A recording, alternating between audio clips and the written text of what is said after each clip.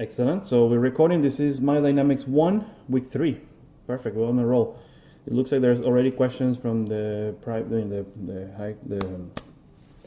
live session. I'm sorry. Let's see what's going on here.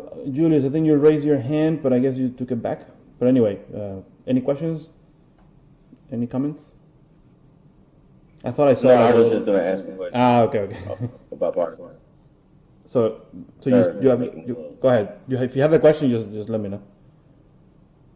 No, it was something that you'll probably end up covering later. It was just about changing the appearance of particles. Like I wanted to make them glowy, but that's probably something in rendering too. We will get there. Absolutely. I'll just leave that for later.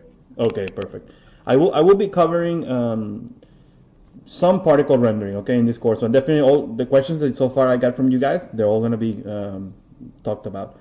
But I believe that, if you want to have a bit more time with rendering of particles in general, or rendering in general, Igor has his course running simultaneously as mine, and he's going to be spending a bit more time than me on that aspect. But definitely I'm going to show you all the things that you just asked me. So don't worry about that. But yeah, it's a good idea to probably keep an eye on the recordings that we're publishing for the Intro to Maya for Effects course, because that one will cover a bit more of the rendering layers and things like that, which is I'm more focused on simulation than anything. But don't worry, things are coming. Okay, so we're sharing, we're ready to go, everything is fine. So let's go ahead and roll. So week 3, today we're gonna, well, first of all, before I forget, because I'm sure I'm going to forget, next week, okay, for the guys taking the class live, you guys, next Saturday we're gonna take the weekend off, okay, because it's Easter and a lot of people wanna, go on a family trip, and so let's take a break for 1 week. You guys have a lot of work anyway to go through, and then we'll meet again on the next Saturday after that, which is April 6th. I will send the invitations as usual, so no worries. I just want to mention also for the guys watching the recordings, don't worry if next week there is nothing to see, because we're just on vacation, okay? We'll come back 1 week after that. So there we go. Let's go ahead and roll. So today we're going to start talking about particle motion. So I have uploaded a file to the FTP that is just for this assignment. Okay, I still focus on the war assignment that I gave you guys before. So I want you guys to actually do that one instead of the one. I mean, I'm putting this file so you can do what I'm going to do today with me. So we're going to create a bit of a rain setup. Okay, today probably will take us two classes, and hopefully not, but we'll see. But I want you guys to do a bit of a rain setup that we're going to be importing into the scene file for the war assignment, okay, for the Normandy shot.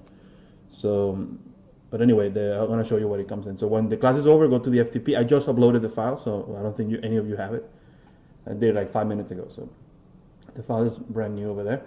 So the file is a Maya project that looks, well, I'll show you what it is here. It's a scene file, okay? It's called the rain shot, and it comes in. Well, let me just actually open it here for you. Downloads and then rain. It's this folder here. So when you download the compressed file, you unzip it, you're gonna get a Maya project as usual. That's the kind of way that we tend to give you guys the files.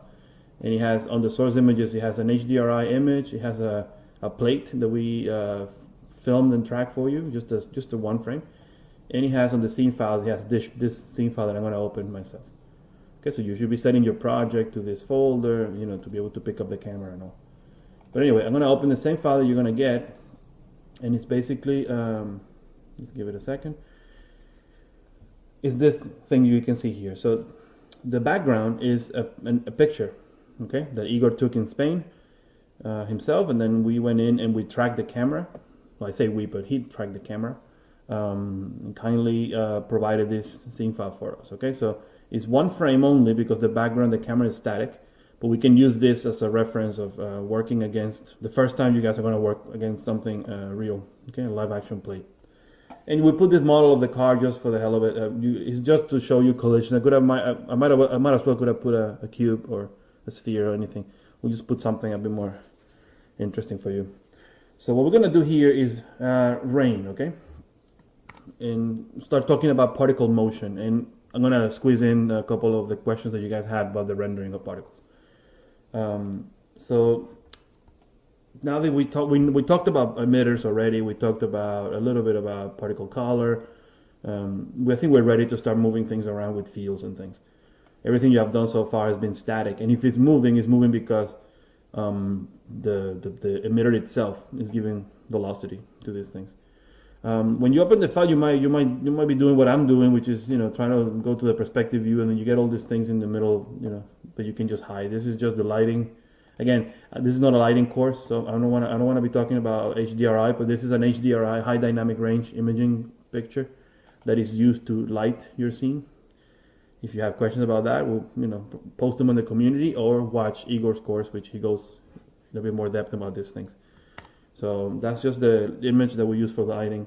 And then you also see obviously the plate, okay, that we are mapping. So you can kind of see here the way it works. Okay, so the camera has been tracked using a special software called Synthize, and then this camera matches the exact position and orientation of the camera that Igor had on the day on the set. Okay, and then we use that image we use this 3D camera to render our elements and then composite them on top of that. If you have questions about tracking cameras, we're going to have a class about that, but not on this level. It's going to be on the master class level, but you guys can watch the recording explaining how to do tracking of cameras. Okay, so that's coming in probably 2 weeks. So I'm going to assume that you know that, so I'm not going to talk about it. I'm going to hide this image plane. Oh, actually, what I'm going to do is I'm going to tell the image plane to only be visible through when I'm actually looking through the camera itself. I don't want to see it when I'm on the perspective view. So again, that's something that is more of a basic Maya kind of knowledge, but if you follow along with me, you can basically go in here and tell to only be visible when I'm looking through the camera. In this case it's not, but when I go to perspective, it's gone, so much better. I don't like the pink on the floor, so I'm going to change the material quickly. You'll probably be doing the same thing. I'm just going to put the regular Lambert shader that comes with it. Perfect, so that's it. That's my whole preparation for the scene. I'm just going to zoom in here so I'm a bit closer. And if I'm going to be doing rain, okay, the way I want you guys to work on this is, and so most of the effects that we're going to be doing from now on together, I want you to start thinking in terms of adaptability, flexibility, okay, for to be used in other shots. I don't want you guys to spend all this time doing rain for one shot, and then you get the assignment, you get another thing at work, and you have to start from scratch. The idea here is to start thinking in those terms. So we're going to make a bit of a system, okay? It's not as sophisticated as it may sound, but it's a bit of a rig, okay? A dynamic rig that will allow you to control very quickly the behavior of this rain in order for you to be able to import this scene into other shots, adapt a certain, change a couple of values, and then get rain already working for you. That is the correct way to work. In a big studio, you're going to have a group of TDs, okay, they're more technical probably, or more of the senior guys, okay, or the leads and the leadership. They will set up the scene files, okay, they will set up the systems, and they will pass them on to the junior TDs for them to bring into the shot and do the actual effect, okay. So that is a very common technique. So that's what I want you guys to start thinking in those terms. So that's what we're gonna practice on this scene, because it's a lot easier. And then we're going to actually execute the results. You guys will execute the results on the Normandy assignment, which is a lot more complicated as far as the camera motion goes.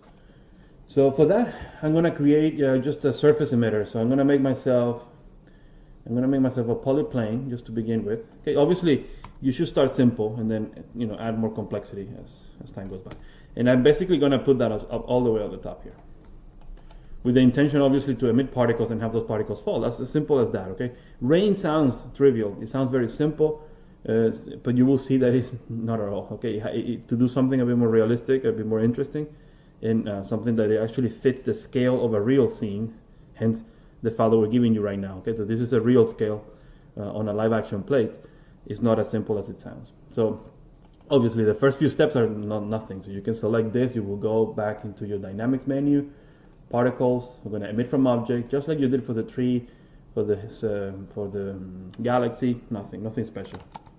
I'm going to name my things. I promise I'm going to be more consistent with my naming from now on class. I do it for myself at work, but I want you guys to practice this with me as well. So start practicing, put in your names. Your camel casing is important. Let's try to be more clean on our scene files. So perfect, we get that. We have no frames to play with, so let's go ahead and give myself plenty of room to go.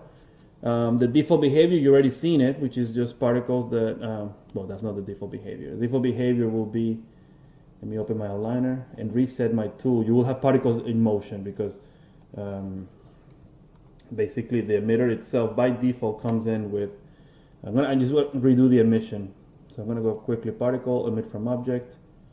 I'm going to reset the settings, and that's the way it comes. And then I'm going to do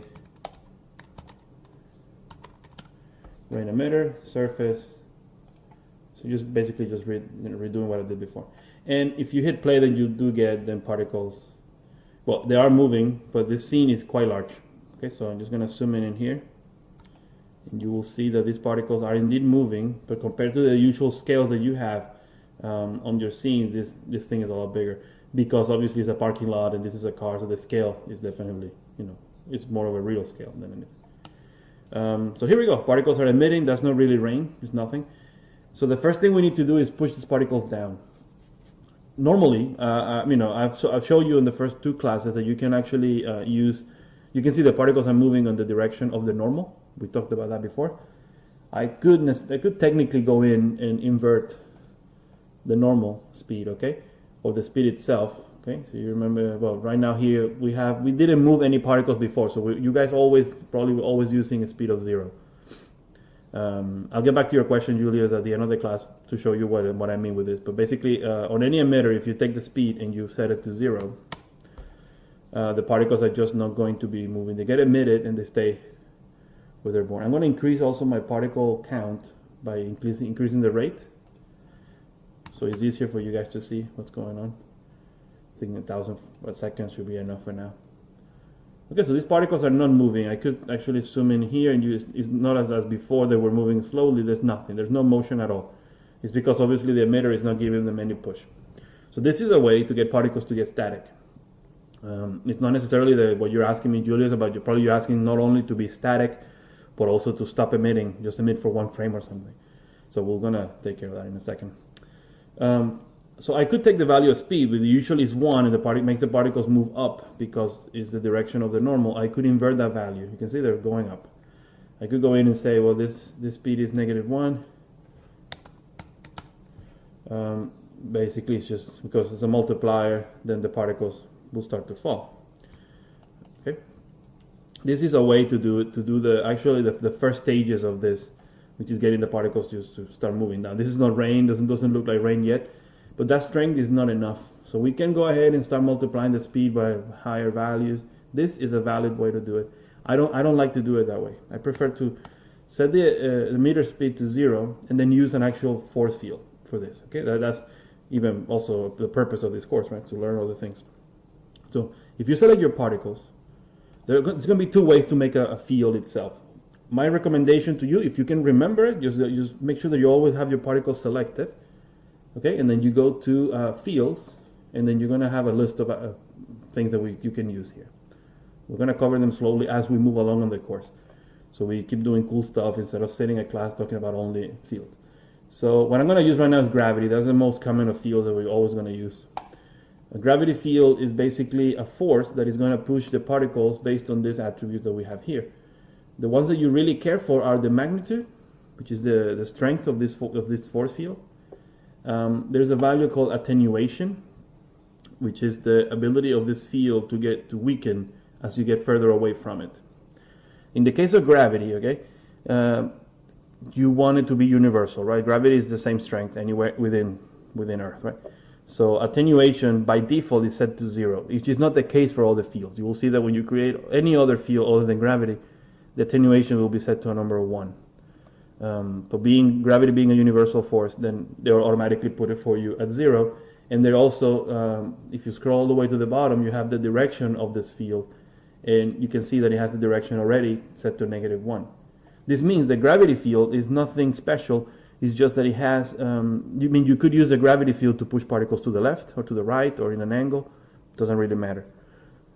It's just that the default values will behave as gravity. 9.8 is the magnitude, which is the correct gravity, 9.8 meter per second square. So, that is the only thing that makes it special, in a way, honestly. There's nothing more.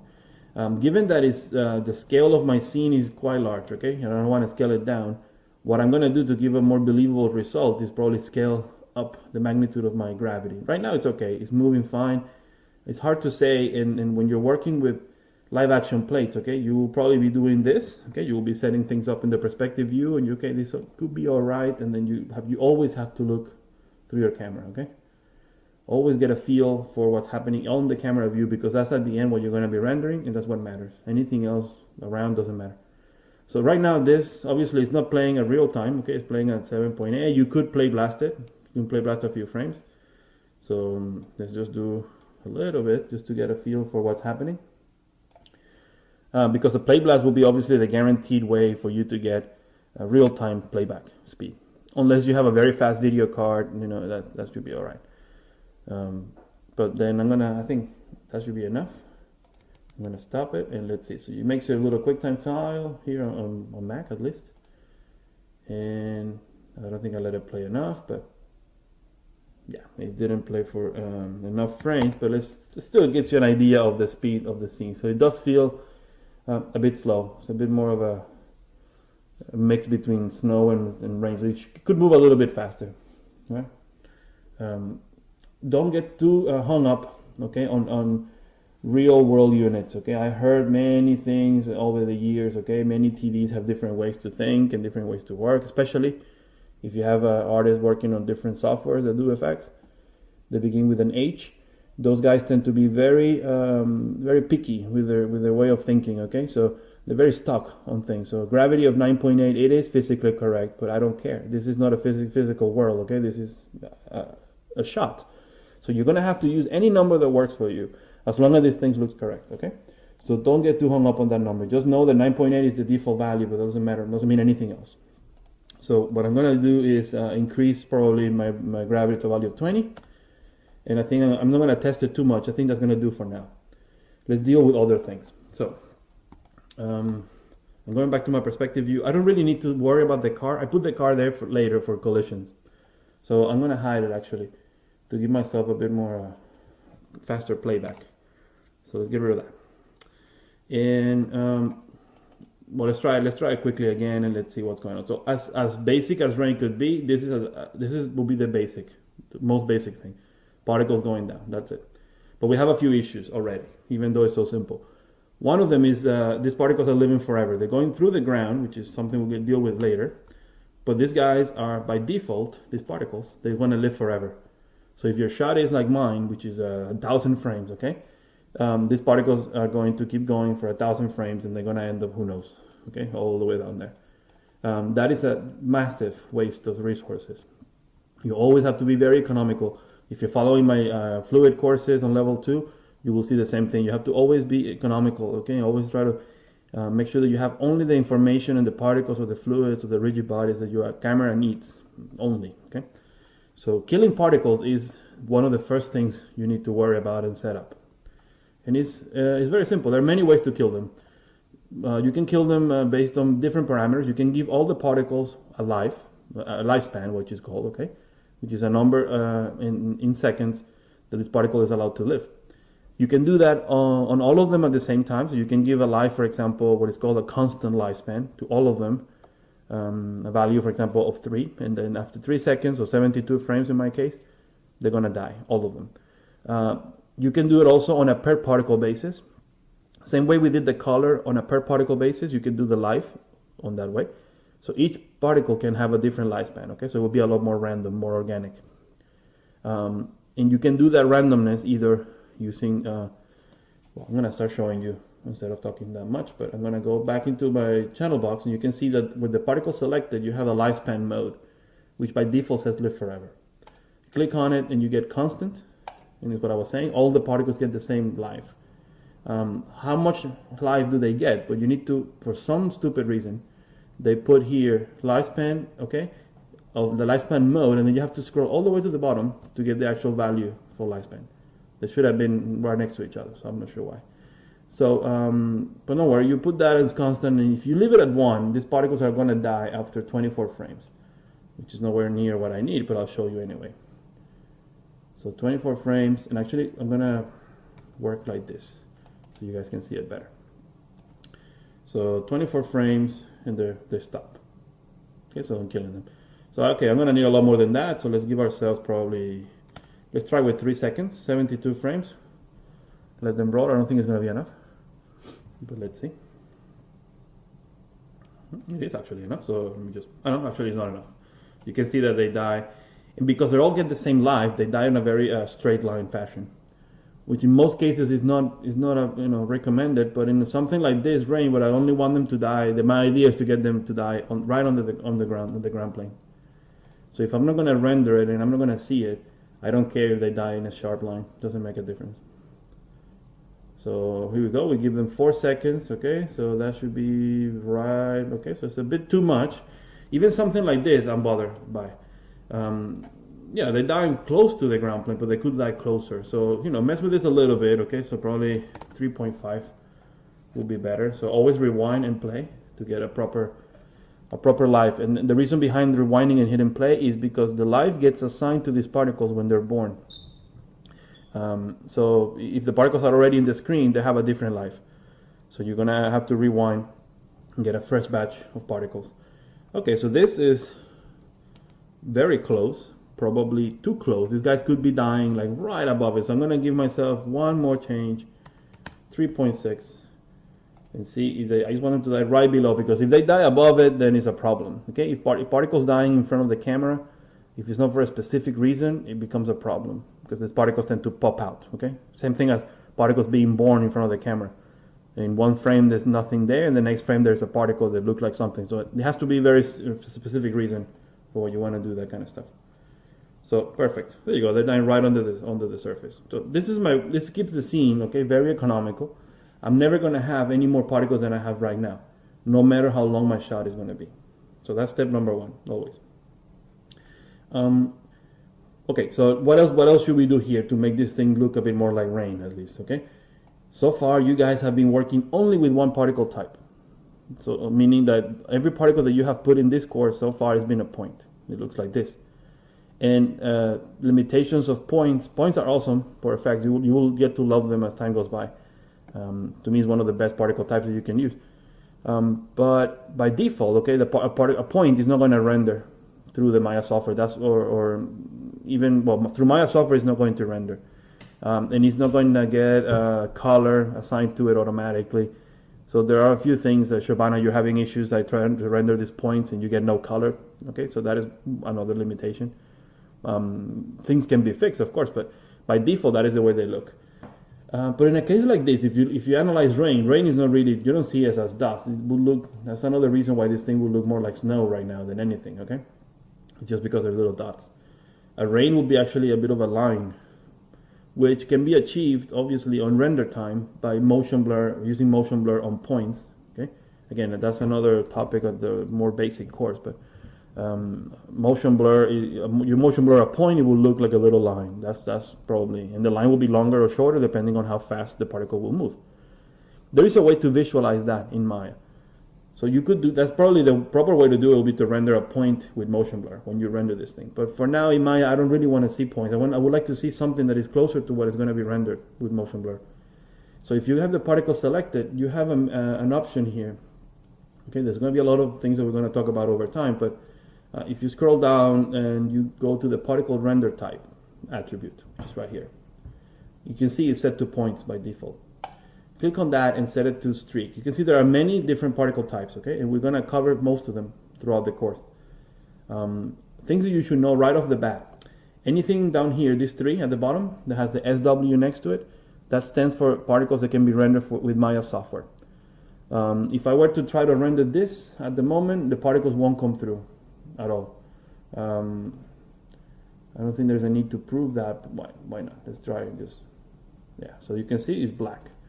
I can see the geometry, okay? And it's black because there's no light. That, again, another topic of another course. But there's no particles. Okay, so that's what I was saying with particles. With Maya software, they cannot be rendered. I'll show you how to render them in a minute, but not with Maya software. So anything that has the SW will work with Maya software. It'll be fine. In this case, I don't care for blobbies, clouds, or tubes. So I'm going to go in and going to ask you to use streaks. Okay, and automatically, I'm going to go to the perspective view. And the plate is great to have it for now, but again, it's bothering me for what I'm doing at the moment, so I'm just going to hide it for now. So I'm going to ask to be visible nowhere. So just so we can focus on the effects. We know what it looks like. We can bring it back later. But you can see that as soon as I change from points to streaks, you start getting these little lines, which already looks more like rain, doesn't it? They move the same way. They behave the same way. It's just that basically this particle will get longer or shorter depending on their velocity. So that's a lot more like it. So perfect. To keep moving at a good pace, let's go ahead quickly and take a look at the particle. Every time you change the particle type for the first time, you always have to go into the particle shape node. Okay, so Control A for opening the attributes. Go to the particle shape. And this list of attributes, like I said before, is the same as, it's a bit longer, but it's almost the same as what you get from the channel box. That's why I prefer to work on the channel box. But there are certain things that you don't get in the channel box until you turn them on here. So rule of thumb is you change your particle type, always go back to the channel box, to the particle shape node, and scroll down to the render attributes section. It's usually open by default. The tab is already expanded for you. And then you have to hit this button, the current render type. Basically what this is going to do, and you only have to do it the first time you change to a new particle type. And what it does for you, it creates the attributes that are the corresponding to this particle type. So if you click on it, you can see the attributes get added to your particle. Same way we did last week when we added attributes ourselves to get the color. It's pretty much the same thing. So but this button will do it automatically for you. And you will turn in the line width, the normal direction, tail fade, and tail size. The ones that you have a noticeable effect is a tail size. You can scale it. You can see. So basically, you're amplifying that effect. You can fade the tail. Okay, you can see that this tail have a bit of an opacity. They're dark. They're more opaque on the tip, and they're fading onto nothing on the tail. You can actually remove that effect if you want just really straight lines. And that will translate, that will pass on to the render as well. So it's important to know that. Well, and then the line width will be also something you could change with a bit. So be careful with this because I don't know if you really want that for some reason, but not for rain, it's not going to work. So perfect. So that's pretty much all I care for in this case. So you have control over that. How do you render this? And now slowly you're going to start moving on to rendering particles. Although, like I said, this course is more focused on simulation. Sometimes you have to obviously take a look and see what it looks like.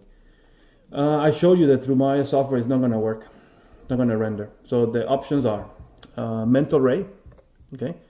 Well, if you have access to other other render engines like RenderMan or probably V-Ray. I'm not familiar with V-Ray, but Maxwell. Okay, so if you have access to those, if you're going to stick to what Maya gives you, the default Maya, the student version or whatever, Maya gives you Maya software, Mental Ray, and Maya hardware. Okay, so I have a few more. Okay, but you do have access, minimum access to Maya software, Maya hardware, and Mental Ray. The thing with Mental Ray is awesome, okay, but it's not awesome for particles. It's the one thing that is extremely bad at, okay.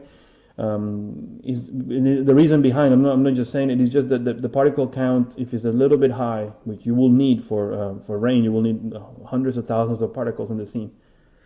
It's just going to become impossibly slow. You'll probably never do it. So that's not going to really happen. You're welcome to try, and if you have a few particles, it's fine. But anything over, I don't know, I wouldn't say a number, but mid particle count to high particle counts is not going to happen. It's not going to render.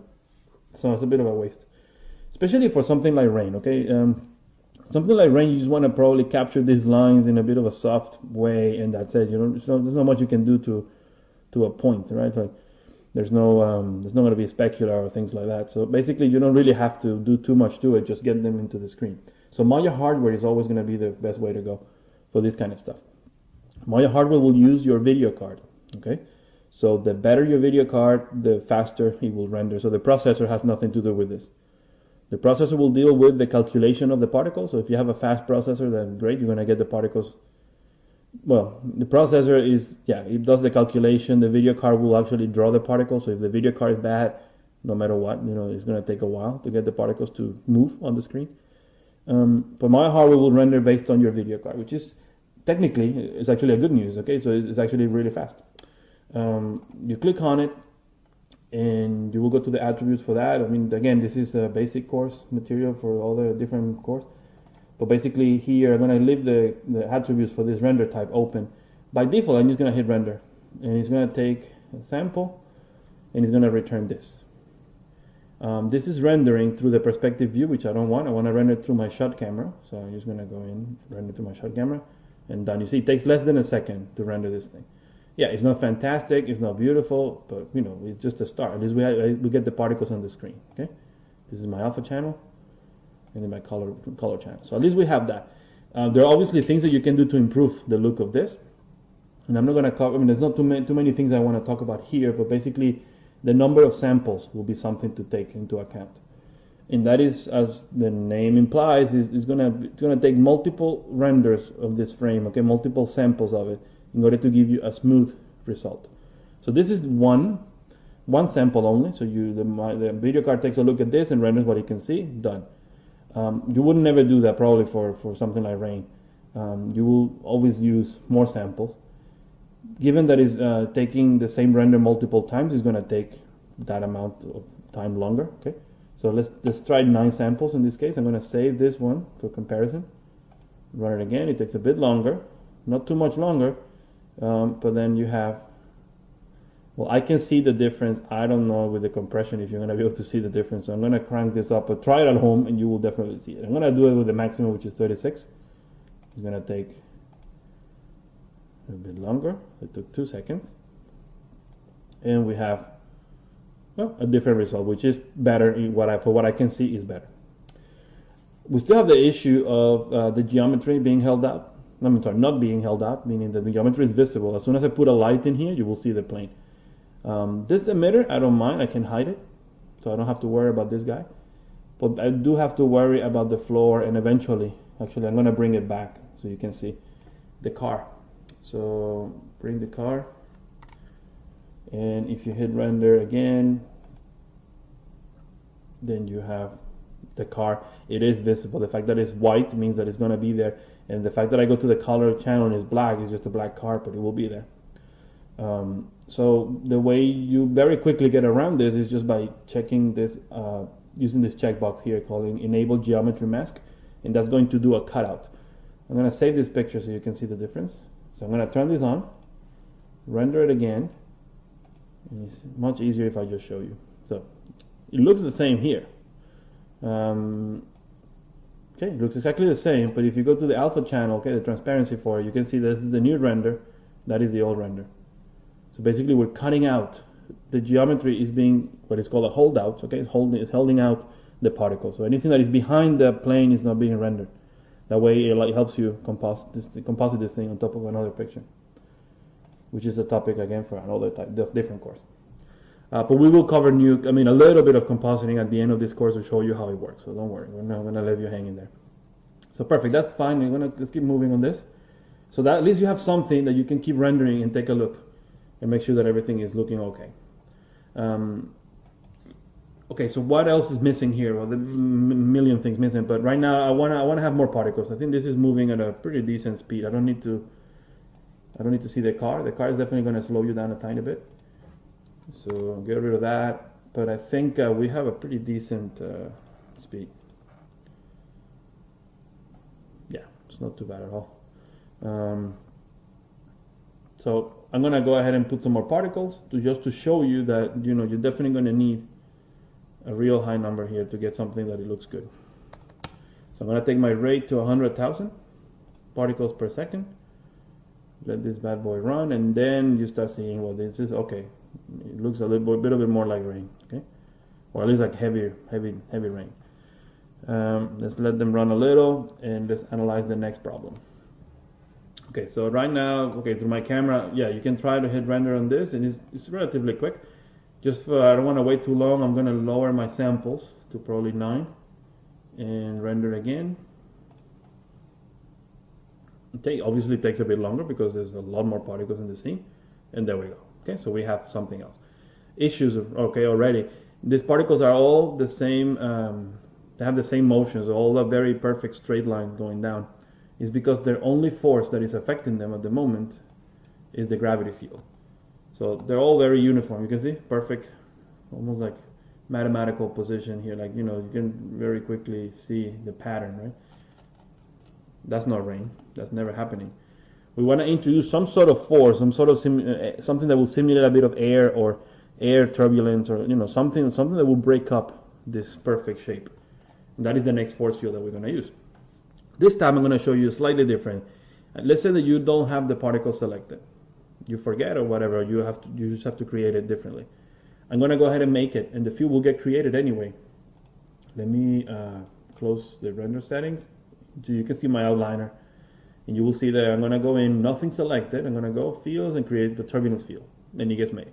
Perfect. The thing is that this field is not connected.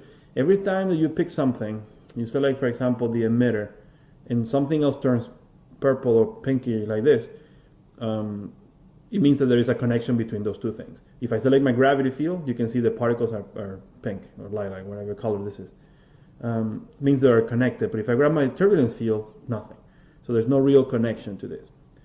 So how do you connect those two things?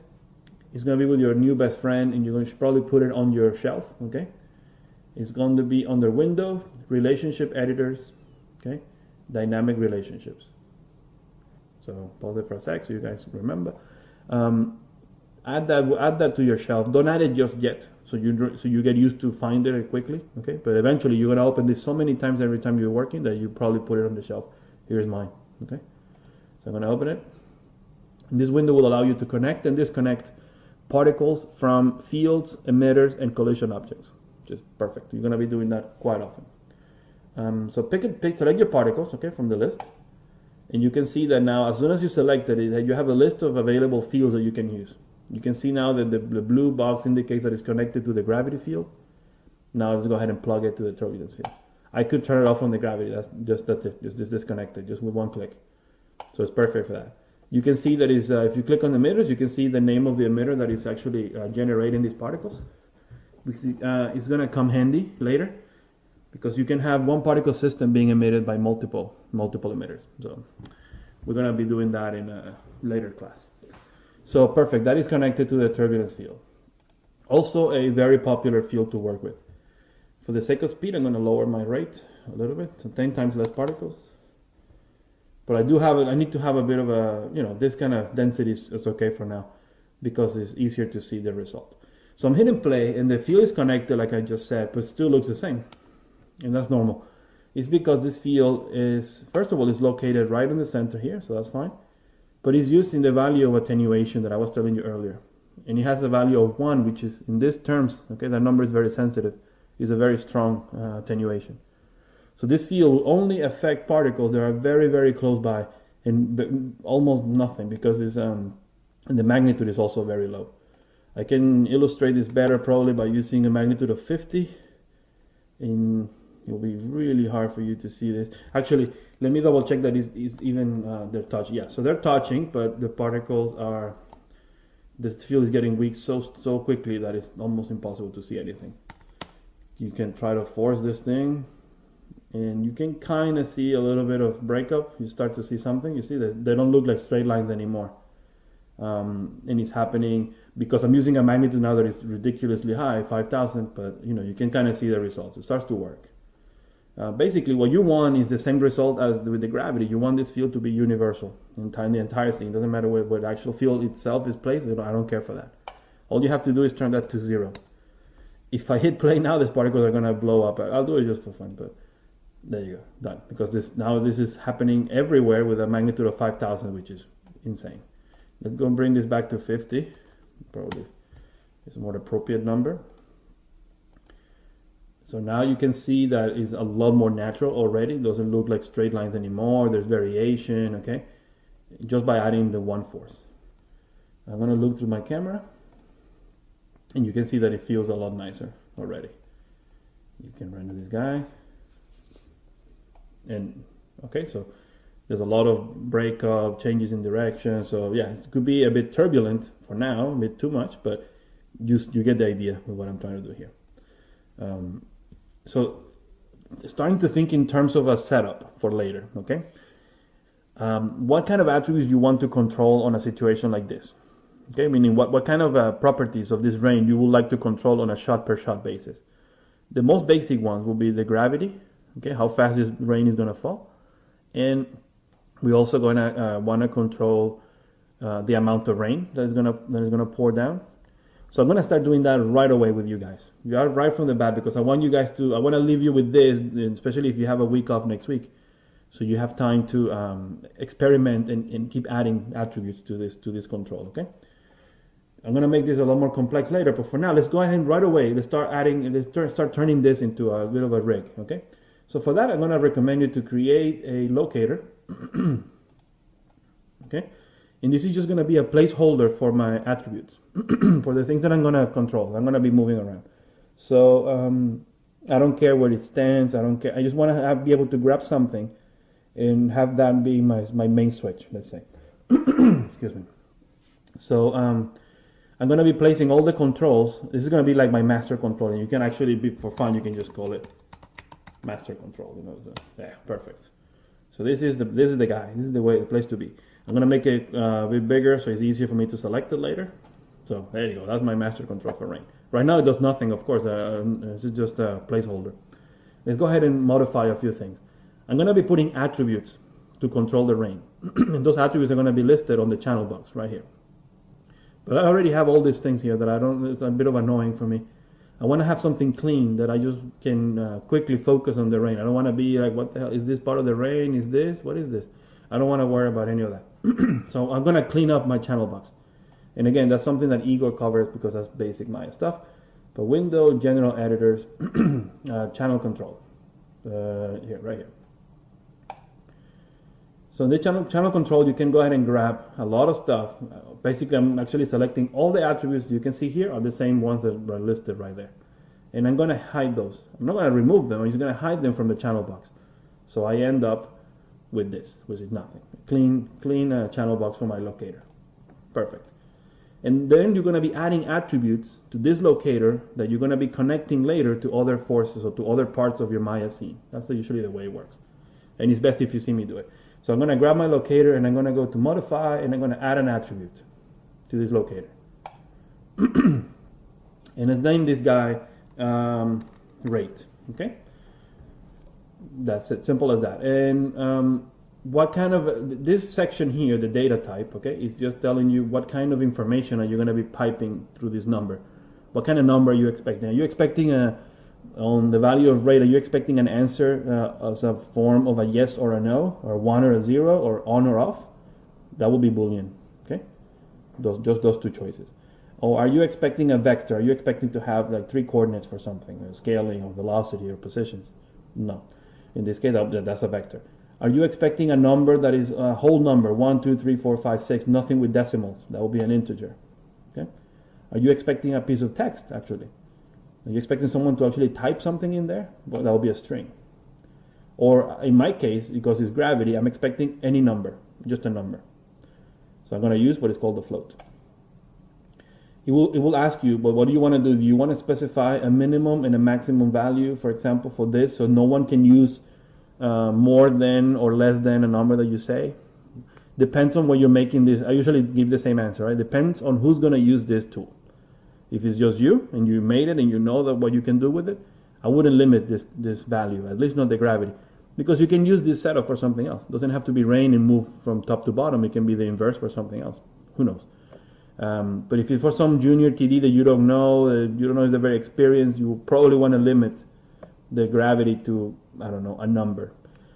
So whatever minimum you put, I guess I could, well, I don't have to show you. You put that number, let's say you put a minimum of 0, and I go into my attribute later and I put a value of -3, it's going to default to 0. It's going to pick the minimum. It's going to round it up. That's all. I'm not going to use a minimum because this is for me. A maximum value either, I don't care, because I might need gravities of, who knows, 980 or 98,000, who knows.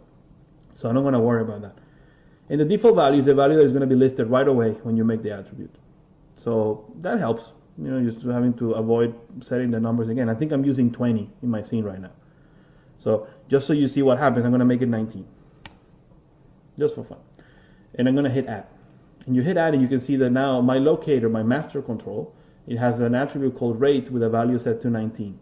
Nothing has happened. I mean, nothing else has happened. It's just nothing. It's just an empty container of information, but it's not connected to anything. It will be soon. That is my rate. I said also, but that controls, eventually will control the amount of rain that it falls down. And I also wanted to control the gravity. Actually, you see, I put that my rate to 19 thinking I was doing the gravity attribute. So I'm going to do gravity now. But it's the same idea, list of the data type. The rate can be any number. The gravity is also, well, I just explained it, and I'm going to use the default 19 again.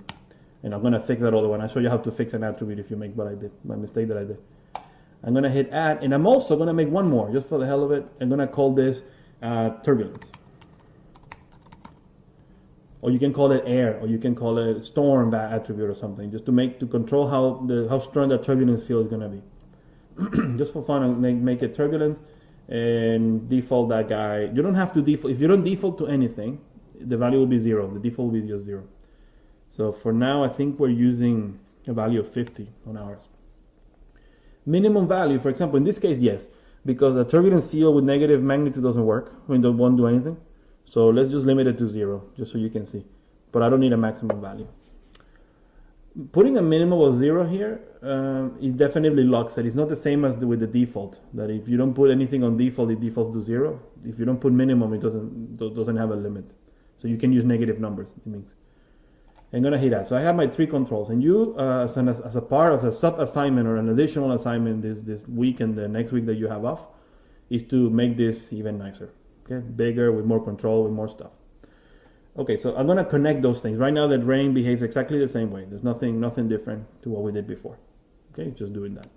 What I actually want to do is connect attributes from this locator to attributes from these force fields and things that I have here. So let's go ahead and do that then. How do you connect that? You're going to grab this locator, and it's called a direct connection. It can be done with mail scripting. Or it can be done with a direct connection like this. You can. The rule of thumb is if you can connect things in Maya, no matter what it is, even if it's not particles, anything.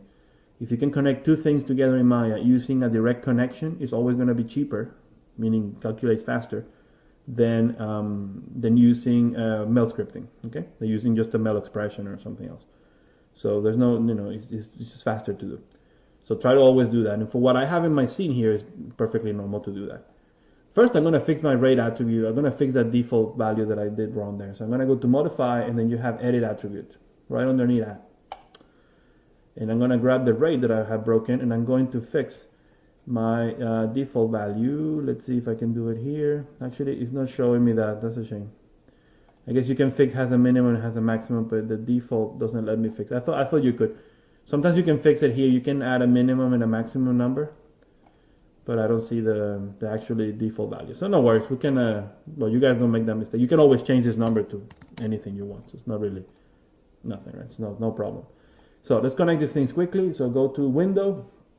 You're going to General Editors. And now you're going to open the Connection Editor.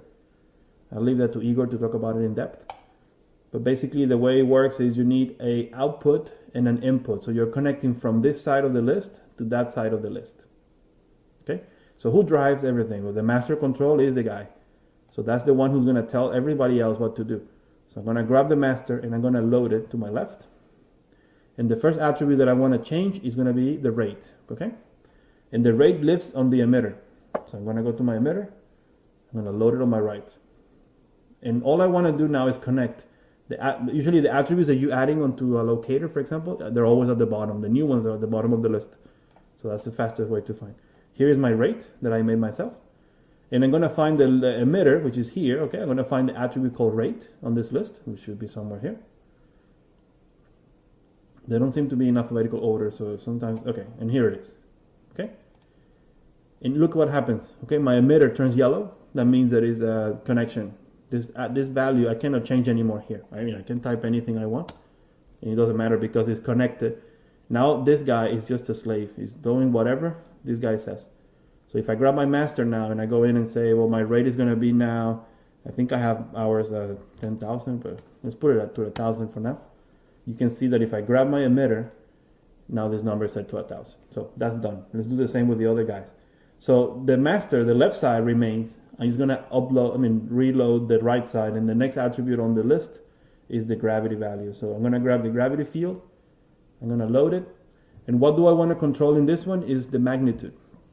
Okay, the strength of the field itself is controlled by the magnitude. So I'm going to grab the gravity value and I'm going to connect it to the magnitude. It turns yellow. Perfect, done. The next one is going to be the turbulence field. So let's grab the turbulence field, load it here. It's going to be turbulent to the magnitude. Done. Perfect. So now the advantage of this, one of the advantages of this, is that now I don't have to worry about going into these fields and doing things. I just control my rain for now with this basic behavior that we still have. We control it here. So now you can do this and say, you know what, this is not enough rain. So let's go ahead and change the rate. No problem. Everything is done here now. So you go in here, 10,000, done. And I also want to make it fall faster. So I'm going to make that fall with a speed of 98. And you know what, let's go ahead and try that. And you try this and you say, okay, yeah, that looks good. It feels much better. Perfect, but I think I'm going to make it more turbulent. So I'm going to go ahead and make that 250. You see how fast it is? Instead of going here, fine, magnitude, going back, particle, gravity. Okay, so that is, obviously this is going to get more complicated. It's going to get more complex very quickly. So there we go. That's how you control this thing. Another thing I'm going to do right before we go is, because we're going to do a rig, and I think it's going to be very appropriate for this. I'm going to see how fast I can do this. I like that I have recordings now, because even if I'm a bit too fast, you can watch this thing a couple of times and you'll be fine. So let's say that I want to, this is going to be a rain rig, okay? A big problem that you're going to face as well is the fact that, this is a massive environment and this is a tiny little emitter. So to get the rain back there is not going to happen, and it's something that you're going to need to do. To fill an environment with rain is going to be very hard. Okay, when it's a big scene like that, is a big of a problem, and the tendency is for you to break the particles for the render, okay, or the particles for this rain, break them up based on the distance to the camera, all the way to the back. Basically, the idea behind this is that you're going to be working with what is called a foreground pass, okay, which is a simulation that happens very close to the camera, and then you're going to do a midground pass, which is further away. And it behaves differently. It might look even different. The particles could be bigger because it's further away from the camera. You have to treat it separately. And then you do a background rain pass, which is even further away, and it behaves in a completely different way, probably. Not completely different way, but it will have different properties to make it feel bigger and thicker, and you can get away with using bigger particles and things. You kind of saw what happened to the galaxy. The further away you are from the camera, the better it will look. And when you get really close, it was really problematic. The same thing is going to happen here with the rain. So rain that is falling right in front of the camera cannot be the same size, as big as the one I'm going to put back there, in the very, very far back of the shot. So that is the main challenge on these things, okay? Having the ability to do this kind of stuff. And also having rain that is not being wasted. For example, rain that is happening behind the camera, or happening on the edges of my camera outside the area that I can actually see. Those particles are wasted. They're not really doing anything. I would prefer to kill those particles and put those particles into my viewport and be able to thicken this up quickly. So that is the main object. That is actually the main problem, and that's why on the assignment that we gave you, okay, for the war shot, you will see that the camera turns 180 degrees at some point, and that is the problem. Okay, that is the reason, because we did that to be able to fill in the entire environment with rain, and that's the challenge. So I'm going to give you a bit of a hint of how you're going to be able to do this kind of stuff. I'm going to select my camera, okay? Well, first of all, I'm just going to display, this is my camera? Yeah, I'm going to see if I can, my object display, I just want to see if I can make the locator for this thing a bit bigger. Where is this thing? Camera shape maybe here. Okay, so object display, and this is just for me, for make the things easier to explain for you. Okay, so this is, I didn't make the camera bigger, I just make the locator for the camera bigger. So this is my camera, okay, that's the direction you can see. And this is my emitter, right here. Okay, so you can see that I'm not really efficient, and this scene is very big. I'm gonna need rain all the way back here. So what I wanna do is probably have an emitter that has a shape that is better suited for what the camera can actually view. That's called the frustum. Okay, so if you Google camera frustum, you will see what it means. So it's basically what the camera can actually see. So there's software. Mine doesn't have a frustum view, but there are other platforms, other software that will show you that you have like a bit of a line here that it will display the area that the camera can see, and you can base the size of your emitter to something like that. It's based obviously on the type of lens that you're using, the focal length, and all that stuff. So for now, I don't have that, but I'm going to try to make something at least that works a bit better for me. So what I'm going to do first is I'm going to get rid of the detail on this plane just to work a bit faster. So I'm just going to give myself 3x3, okay? And I'm going to rotate my emitter. Probably by now, hopefully you can see what I'm going with this. Okay, and I'm going to rotate my emitter, and I'm going to scale some of these points. I'm going to hide this floor because it's bugging me a little. Okay, so I got that. I'm going to scale this, okay, in a way that it matches a bit better with the camera. The camera will be like almost like a cone. Okay, so camera can see maybe a little bit here, and I should probably go to the perspective view to do this. Oops, sorry. All right, and let's go ahead and scale this up. And make yourself, okay, you will make it better than me, I'm sure. Okay, I'm the least interested modeler in the world. So do something better than me, but you do something like that. Okay, that kind of shape. And this will kind of represent what the camera can actually see. So perfect. What is the purpose behind this? Well, first I'm going to move also my pivot point to the base of this object right there, roughly. Let me see if I can get a bit more precise. I'm doing things a bit faster, of course, just because I need to get this class on the road quickly. So you can spend more time fiddling with this. Perfect. So why I make my emitter like this? Well, simple. I can now very easily, you can see it if I'm looking through my camera probably as well. It'll be easier for me to do it here. Let's say that you want to do the rain only on the front of the camera. I can just scale this, scale it here, and I do my rain right here.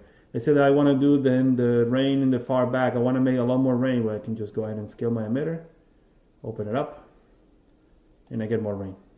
So perfect. And I want to put that on my master control. That's something really cool that I want to be able to edit. So I want to control everything here. Very simple. I'm going to do it even faster than before. Modify, add attribute, and we're going to call this guy, let's say emitter X. I'm going to add it, and emitter Z, and I'm going to add it. 2 new attributes, same procedure, window, general editor, connection editor. I'm going to load my master control on the left, and I'm going to load my actual emitter on the right. I'm going to scroll down here. I need my X to the translation in X, sorry, to the scale in X of this guy. By default is grayed out. It means it's not that you cannot use it. It's just that you're trying to connect a float to a vector right here. That's not what you want. You want to open it up, and you want to connect a float to a float. Okay. You can watch my other recordings and know more about floats and vectors and things like that and different levels. But this is level 1. So basically, all you care is that there is X to X and Z to Z. What happened? The emitter seems like it disappeared. It didn't. It's just that I didn't put any default values on my emitter here. So I can just go ahead and say in X is going to be 100 units, and in Z is going to be 1,000 units. A bit too drastic, but let's say 300 units. And then you can get now already a rain that it has this kind of shape very quickly. Oh no, that's too much, man. I just want something closer to the camera. Hey, what are we here for? There you go. 100. One number change. Play very quickly. Oh no, it moves too fast. No, I need more particles. All things in one place. Perfect. And just as a juicy bonus, right before I go, I'm going to give you one more. So, all the particles come right off the surface of the emitter, all at the same, there's nothing to vary the distribution. And that's not really the way it works. We will have clouds, and the clouds will be obviously have different densities, and the rain comes in different areas heavier than others, right? Well, we mastered this concept already, but we're going to use texture emission. So I'm going to go into my Hypershade. Fast as a bullet, I'm going to make a Lambert, and I'm going to go in and I'm going to make also a texture. Okay, so I'm going to make myself we used the checker last week, I think, and then you've been using textures from galaxies and things like that. But now we're gonna do something a bit more natural. I just want to replicate a bit of a cloudy kind of, not really clouds, but a bit of a turbulent, noisy texture. And this is the guy. Okay, the noise texture is the perfect one for this. It's a black and white image, as you can see. It's procedural, which is great. And I'm gonna plug this guy. Like I said last week, it's better to plug it into the material, excuse me, and then drop that guy onto the Lambert itself. So I can see what I'm dealing with. And I'm gonna make this look a bit better, a bit more appropriate to my what I need to do in this shot. So I'm gonna change the noise type to billow. Billow is too expensive to calculate, to draw it. Okay, so Perlin noise is the guy, the way to go. It's cheaper and it's more crisp than the other one, which is what you want in this case. Igor will cover this in his course, how to modify shaders, but basically what I want to do is something probably like that. And for the first time, we're going to do one expression just for fun. This texture is not going to move over time unless you animate it. Okay, by animating, meaning there is an attribute called time that if you move it, you can see the texture changes. Yeah, you can animate it with keyframes, but from now on, I'm going to try to stay clear of that. Okay, we're FXTDs. We do things with expressions if we can, without overcomplicating, please. But we try to use expressions if we have the option, right? And it's something that's very simple. All I want to do is change this value as time goes by. Okay, so it's very simple. You right-click on this guy, create new expression. Okay, so this is our first. We're going to copy this, paste it. And the time, okay, I'm going to make this a bit bigger. That's just the name of the attribute, okay? So basically, if you right-click on the right attribute, it will come up. We're going to do expressions from this point forward every week, so don't worry. Expressions are, this is the name of the attribute, and you basically have to give it a value of some sort. So you could say a value of 4, and then you hit create, and yeah, guess what? It's 4 here, so nothing special. But 4 is not going to change, it's the same problem. I want something that changes over time. Oops, I deselected the thing. So if I want something that changes over time, there is one variable, very simple, called time. So if you say the noise of time is equal to time, time is a value that changes every 24 frames. So that is good, So it goes from 0 to 1 in 24 frames. That's what it is. So perfect. If I hit edit, that thing turns purple, meaning that it has an expression. It's 0 because the time is 0. But if I hit play, you can see that it's changing every frame. And that will help me randomize this thing a little bit. You know that this is not plugged yet. That's why we don't see any results, any effect of this texture working. But that's nothing more than grabbing my emitter, dragging this thing down here. I don't need this window. I'm going to go to the hypershade. And I'm going to drop my texture on top of that emitter like we did last week. So middle mouse, actually no, last week, I must recap on that one. Last week I clicked on this guy and I created the texture and it connected it automatically. If you do what I did, all you need to do is just with the middle mouse, okay, you find your texture, middle mouse, you're going to click and drag it on top of the attribute. And you can see it's connected. It's the same thing as if I would have gone here and made it first. And then enable it. That's all. So that is enabled. Texture is working. I'm just going to go to this mode here. And this will add a subtlety that right now with this amount of particles it will be hard to see, but it will definitely be visible once you crank up the rate. So, excuse me, the rate. Perfect. So given the time I need to run to my next class, what I want you to do, okay, guys, you can take notes here and you taking the recording. Things that I want you to do is replicate what I'm doing, which is simple, especially if you have the video to cheat, okay, but try to do it from your memory and use the video as a backup.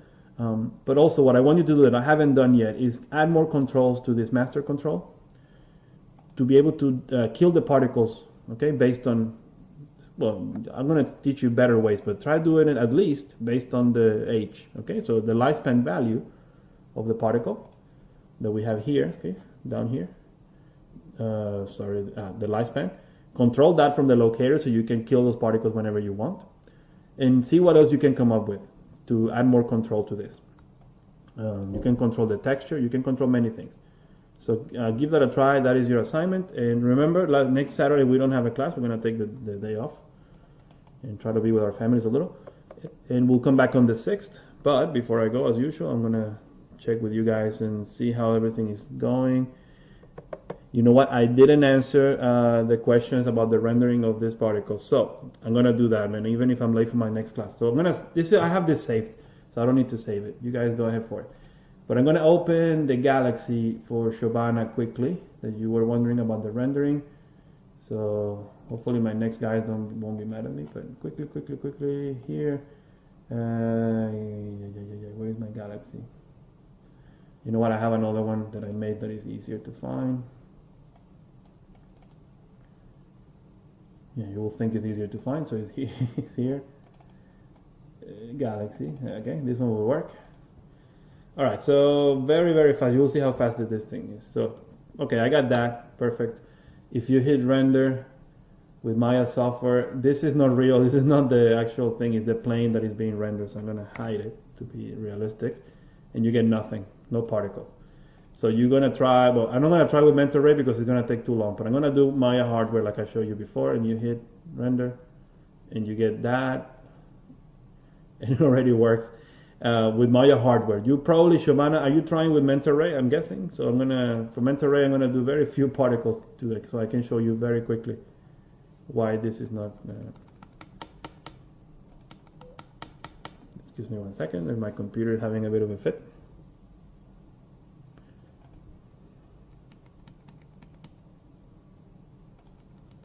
My computer is gonna have a heart attack. So. How about we do this, because I don't want to miss the other guy's class. They will think that I'm not teaching if I'm not there.